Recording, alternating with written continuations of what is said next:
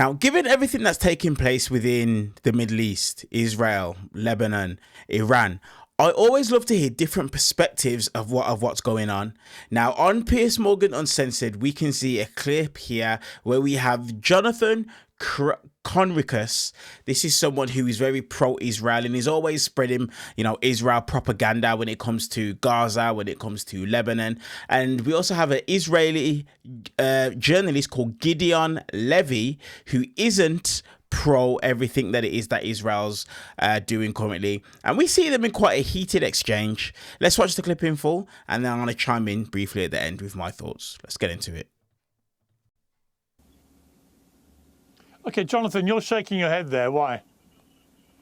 I'm shaking my head because voices and opinions that are being shared here by two, esteemed and very knowledgeable professionals. And I say this very respectfully without any cynicism. I've read Gideon's articles for decades, and I've seen Baskin's work, and we've met, and I know and respect both. But I think the irony, the sad situation is that you would have been murdered by Hamas on October 7 if they got close to you as well.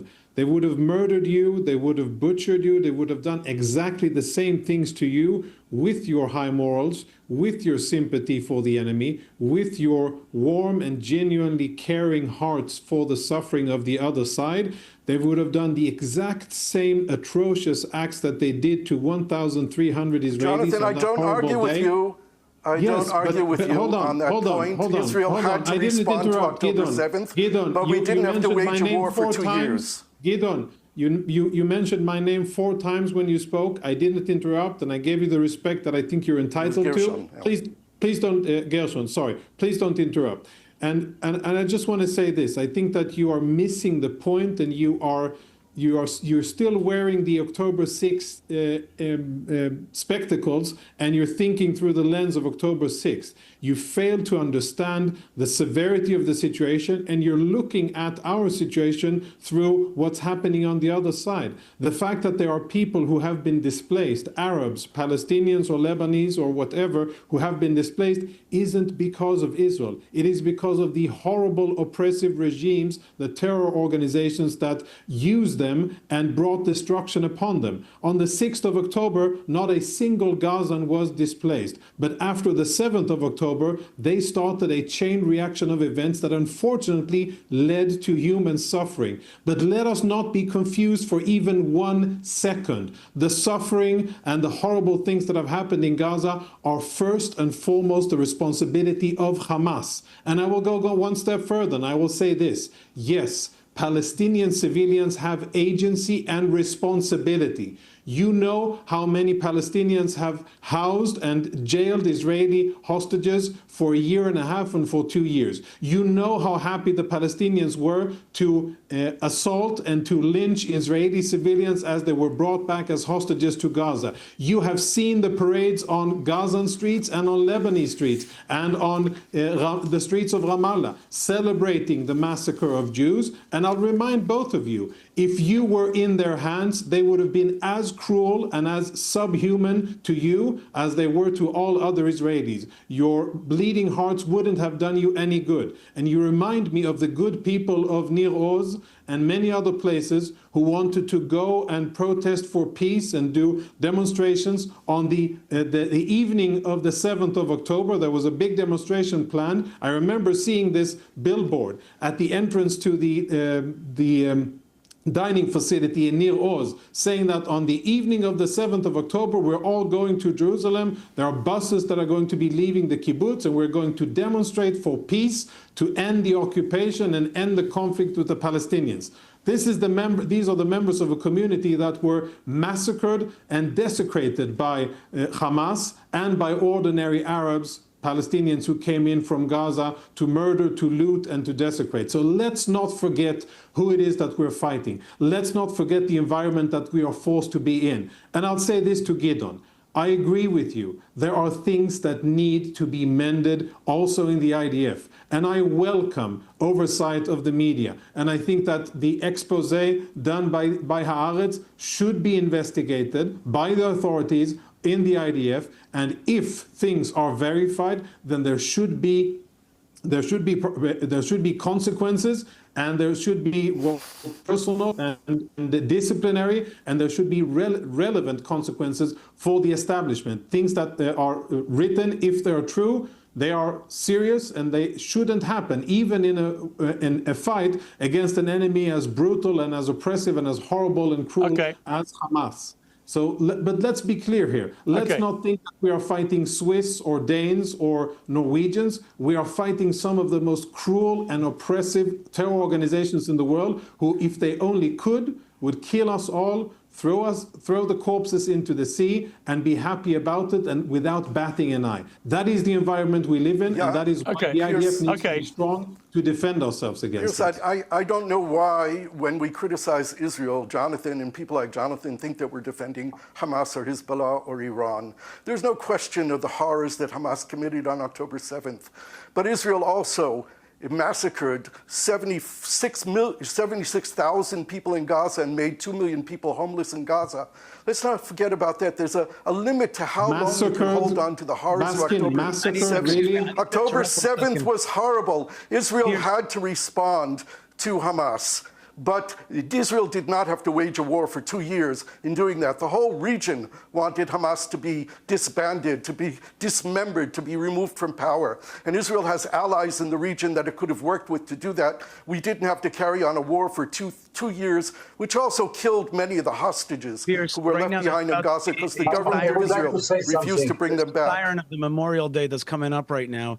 And I would like to ask your permission. I told your producers that we stand in Israel. We stand in memory of the. It's a 2-minute siren. Not at 8 o'clock. Not at 8 o'clock. It's tomorrow morning. Put aside now those dramatic scenes. Really, the standing is tomorrow. Now it's just mentioning that the Memorial Day starts.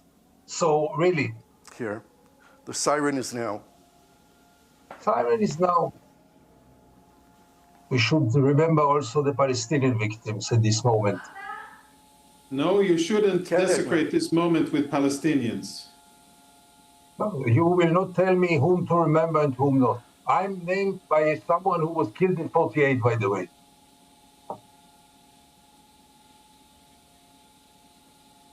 Gideon, can you explain to viewers who may not fully understand what's happening here, why the other three are standing and why you've chosen not to? I stand when everyone stands in Israel, namely tomorrow at 11, and I will respect all the Israeli soldiers and others who were killed. And in the same time, I will think also about our victims. Now, in Israel, it's not usual that people stand because this just mentions... Actually, they do, Gideon, and I don't know where you invent that from, but yes, you stand. The Memorial Day starts now. But you know, Israel is so preoccupied with death and theology of death that any opportunity to victimize ourselves is good enough. But I would like, Piers, with your permission, to relate to one thing that Jonathan said. He said, and this was really almost the peak of cynicism that I can think about. He says that until the 6th of October 2023, no Palestinian Gaza was replaced. Have you ever heard a better joke than this? 3/4 of the people in Gaza are sons and grandsons of people who were replaced in 48 from the villages, from the land. How dare you to say that until 6th of October, nobody was replaced in Gaza? They are all refugees from the Nakba who were, part of them, kicked away systematically by planes. And today we saw the files and we know it was a policy. They are living in refugee camps ever since then. How dare you say that no one was replaced in Gaza? Really, I mean, I'd like to answer that. But just a second, I didn't finish. So first of all, Gaza is a place of a catastrophe which started in 48, not 23 and not 67. And secondly, really. He sees the birth of the state of Israel, right? He sees the birth of the state of Israel as a catastrophe. He doesn't stand up for the dead soldiers, so he's not really Israeli. He's outside of it. He called himself I would never say it, but he called himself a self-hating Jew. I guess if the shoe fits, I wouldn't say such a thing, but he said it. Okay. And he tells me he doesn't even know when the siren rings, and so he sees the catastrophe in 1948. So he's outside of the picture, and that's why there's not one political party that represents him, not one inside the Knesset. He does not represent Israelis at all. He's a foreign-funded hater, person who's gone completely off the rails. Okay, we can listen to you. You don't represent anybody. Just a second. I want to answer. Just a second. If I listen to your accent, I understand you were not born here. So don't tell me who is Israel. My parents are Russian. And your judgment, because you can't take 5 minutes to look at Wikipedia. That's okay. That's fine. Born here. I was born to Russian refused parents. Israeli as you, and I love Israel. There's not one party that represents you. You're out. You're out. You don't represent anybody. Your ideology is no longer listened to. You're finished. Your ideology is finished. I agree. Right. Okay, so you're done. Ishai, I think you're wrong. I think the Arab parties, they represent him. The Arab parties and the Israeli Knesset, they represent Gideon. Okay, let me just jump in here. Let me jump in here, please. Let me jump in here, please. Let me jump in, please. Excuse me. Let me jump in, please. Please don't. So I'm going to leave that there. I'm going to leave the link in the description below to the full exchange. But I don't know about you guys, and this is where, like I say, what I love about this channel, this community, is I love when you guys can give me insights, because I've always heard this discussion that around, I think it was 1948, that's when Israel started. But before that, the land where it is that Israel are at, it was Palestinian land first. Let me know in the comment section what's right, what's not right, what's true and what isn't true. I really want to hear your guys' perspective on that. But the thing that it is that I will say is this. Whenever you see anybody who defends Israel and what it is that Israel has done, you will consistently see a trend. If you don't agree with what Israel have done, then by default, you are a fan of Hamas. The exact same thing with the war in Iran. If you don't agree with what the United States and Israel have done within Iran, then by default, you are a proponent of the IRGC. But the reality is that couldn't be further from the truth. Two things can be the same. And I'm not sure the gentleman's name on the left, but the point that it is that he made, the individual next to Piers Morgan, is that just because of the fact that it is that you believe Israel had the right to defend themselves, which even I do believe that, I believe something called proportionality comes into play. Okay? What is the right level of response? Now, when we take a look at Gaza today, anybody with common sense will know that that is not the right level of response. It's not. Like, Gaza looks like an absolute wasteland. And I'm so glad to see that Spain, along with other countries, are now putting policy forward to basically punish Israel for the trouble that it is that they're causing all around the world. Let's just have it right. Look at what they've done in Gaza. Look at what it is that they're doing right now in Lebanon. It sounds stupid to say it, but look how it is that they coaxed Donald Trump into the war with Iran. And unfortunately, Donald Trump now is finding it hard to get himself out of this mess. And thankfully, it may cost him the Senate and the House in the midterms. But just because of the fact that you believe that Israel shouldn't be acting the way that they are, that does not mean that you are pro-Hamas, you are pro-IRGC. It doesn't mean that at all. It just simply means that you believe that there's a certain level of response that should be allowed. And we believe that Israel have gone way too far. Way too far.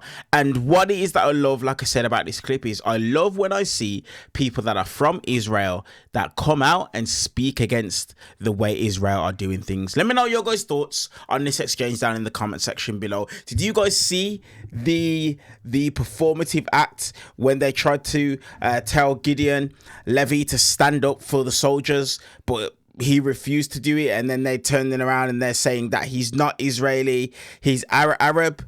Absolutely crazy stuff. Let me know your guys' thoughts in the comment section below. Do me a favor, hit the subscribe button. Also, give the video a thumbs up and turn on the bell notification. Appreciate you guys. See you guys in the next one.